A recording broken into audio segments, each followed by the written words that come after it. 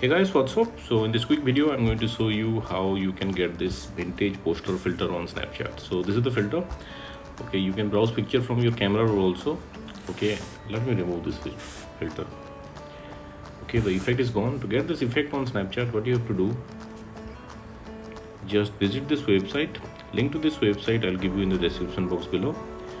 So here in this website you will see the snap code for this filter. If you're browsing this website in your laptop or PC, you can scan the snap code with your Snapchat mobile app, and if you're browsing this website in your mobile, just tap on the snap code and open it with Snapchat.